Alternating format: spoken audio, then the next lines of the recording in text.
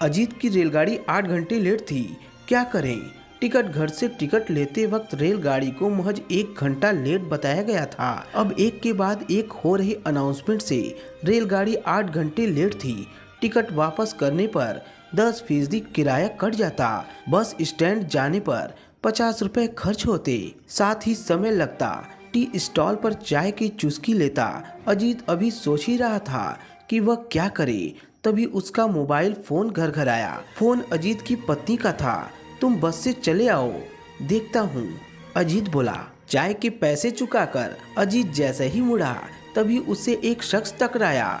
दोनों एक दूसरे को देखकर चौंके। वह अजीत के स्कूल का सहपाठी कुलदीप था। अरे अजीत, इतना कहकर कुलदीप ने उसे गले लगा लिया और पूछा, कहाँ जा रहा है? अपने शहर। और कहाँ? रेलगाड़ी 8 घंटे लेट है, अजीत ने कहा। मेरे होते क्या दिक्कत है? कुलदीप बोला। मगर तू तो मालगाड़ी का ड्राइवर है, अजीत ने कहा। तो क्या, मेरे साथ इंजन में बैठ जाना। तेरे शहर से ही होकर गुजरना है। मेरे पास टिकट भी है, वापस करा, तेरा किराया भी बच जाएगा। अजीत टिकट खिड़की पर चला गया। कुलदीप चाय पीने लगा। 10 मिनट बाद मालगाड़ी चल पड़ी। मालगाड़ी के इंजन में बैठकर सफर करना अजीत के लिए रोमांचक था। कुलदीप 12वीं जमात पास करके रेलवे में भर्ती हो गया था। अजीत आगे पढ़ा। वह अब एक दवा कंपनी में मेडिकल प्रतिनिधि था। अजीत के शहर का रेलवे स्टेशन आने वाला था। आउटर पर गाड़ी एक पल को रुकी। अजीत अपना बैग पकड़कर रेलवे पटरी की दूसरी तरफ कूद गया। अजीत रेलवे लाइन के एक तरफ बनी पगडंडी पर आगे बढ़ा। रेलवे स्टेशन का चौराहा अभी दूर था। उसने अपना मोबाइल फोन निकाला और पत्नी को फोन मिलाया। फोन स्विच ऑफ था। चौराहे पर कई ऑटो रिक्शा खड़े थे। अजीत एक ऑटो रिक्शा में बैठ गया।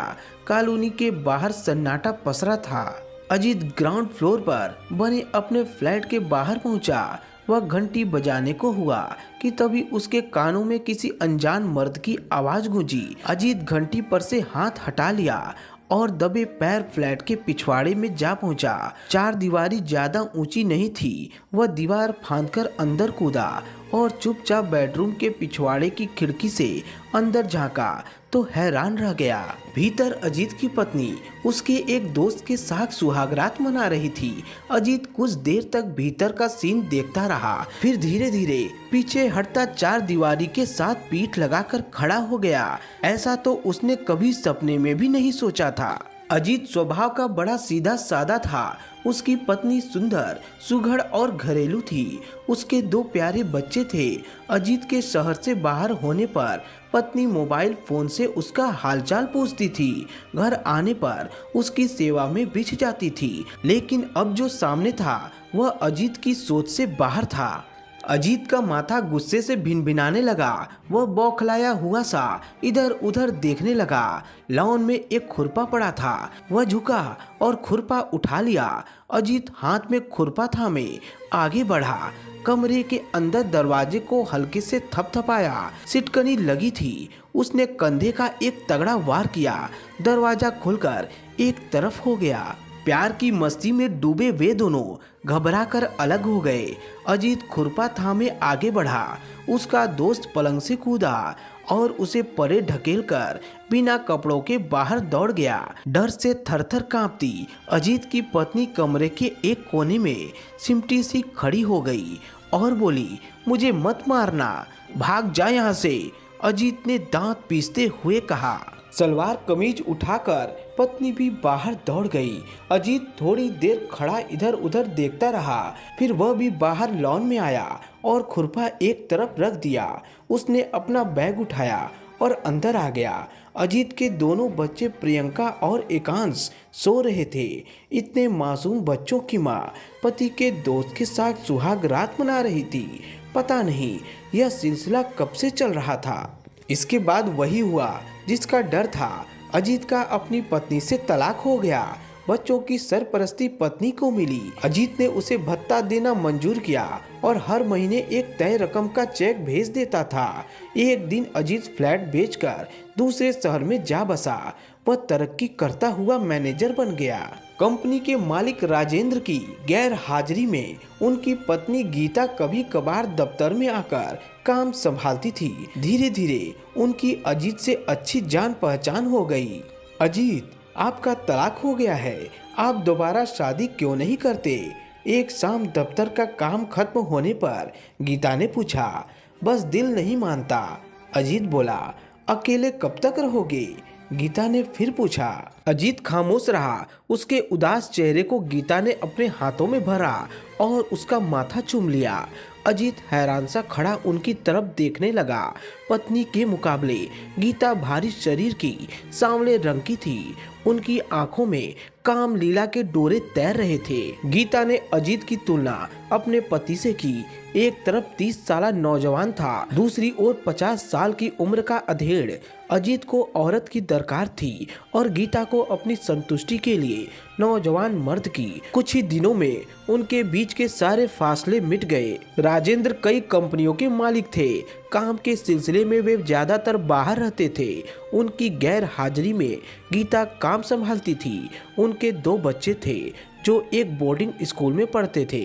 हैदराबाद में एक बड़ी कंपनी की मीटिंग खत्म हुई। राजेंद्र के सचिव ने ट्रेवल एजेंट को फोन किया। सॉरी सर, कल सुबह से पहले किसी फ्लाइट में भी सीट नहीं है, ट्रेवल एजेंट ने बताया। इस पर राजेंद्र अपने होटल में चले गए। घर आ रहे हो? गीता ने उन्हें फोन करके पूछा। कल सुबह आऊंगा, राजेंद्र ने जवाब दिया।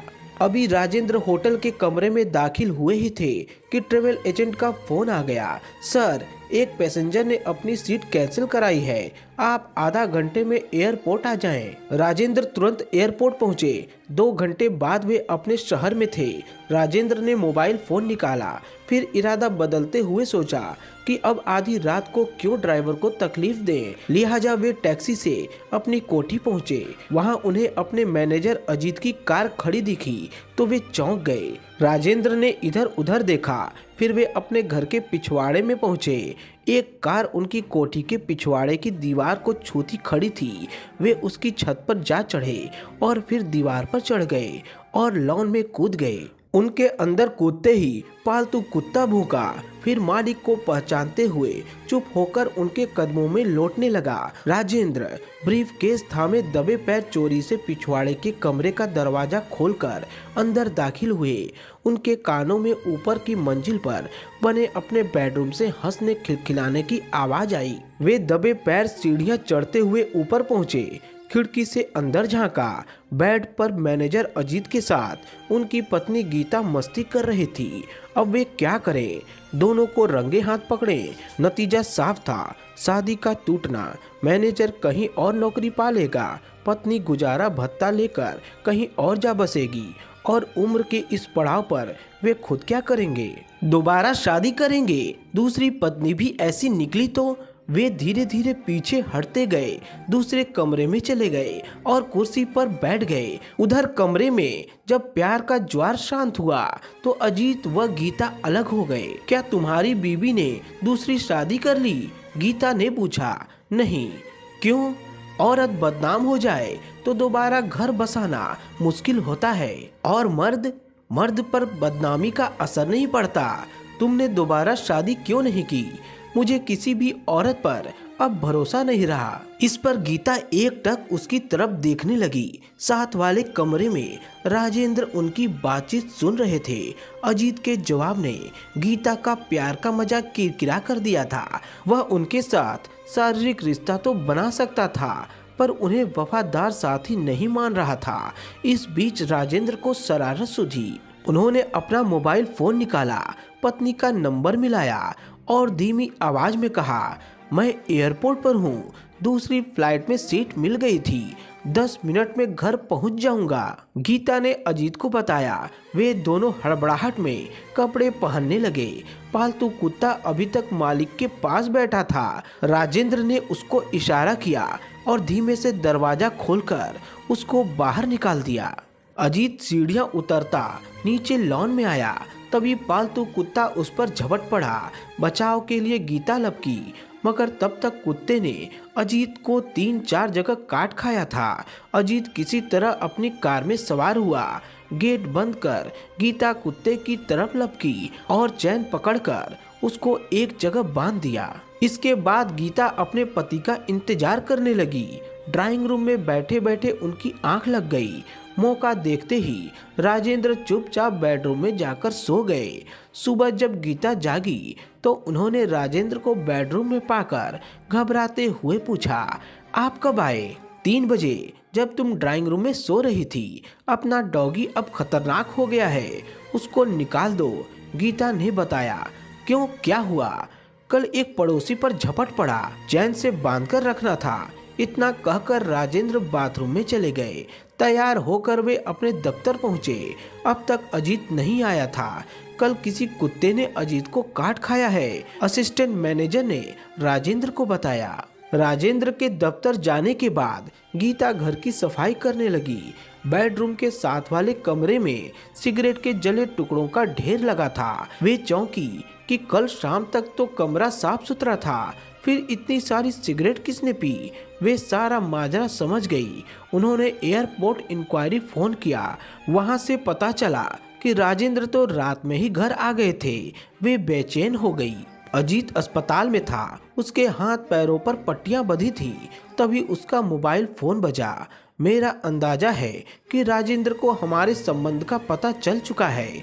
कल रात को वे 12 बजे ही घर आ गए थे, गीता ने बताया। अब हम क्या करें? खामोश रहो।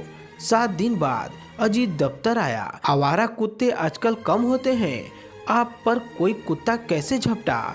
राजेंद्र के सवाल पर अजीत चुप रहा। आप सिगरेट कौन सी पीते हैं? अजीत ने अपना सिगरेट का पैकेट निकाल कर दिखाया। तब राजेंद्र ने अपनी मेज की दरार खोली और एक पैकेट निकालकर सामने रखते हुए कहा, यह पैकेट मेरी कोठी में कोई छोड़ गया था। आपका ही ब्रांड है, मेरा ब्रांड दूसरा है, आप ले लो। अजीत को काटो तो खून नहीं। उसको राजेंद्र से ऐसे हमले की उम्मीद नहीं थी। वह चुपचाप अपने चैम्बर में चला गया। अगले दिन उसने इस्तीफा दे दिया। पत्नी को तलाक देने के बाद अजीत ने कभी उसके बारे में नहीं सोचा था। आज पहली बार सोच रहा था। अजीत का मालिक समझदार था। बदनामी और जगहंसाई से बचने के लिए उसने कोई ऐसा कदम नहीं उठाया जिससे बात और बिगड़ जाए। तो दोस्तों, आपका क्या कहना है इस कहानी के बारे में? कमेंट करके हमें जरूर बताएं। वीडियो को लाइक कर दीजिए और इसी तरह की कहानियां लगातार देखने और सुनने के लिए हमारे चैनल को सब्सक्राइब करके घंटी को दबाकर ऑल पर सेट कर लीजिए, ताकि आने वाली वीडियो का नोटिफिकेशन आपके पास तुरंत पहुंच सके। तो मिलता हूं आपसे एक अगली वीडियो में, तब तक के लिए धन्यवाद।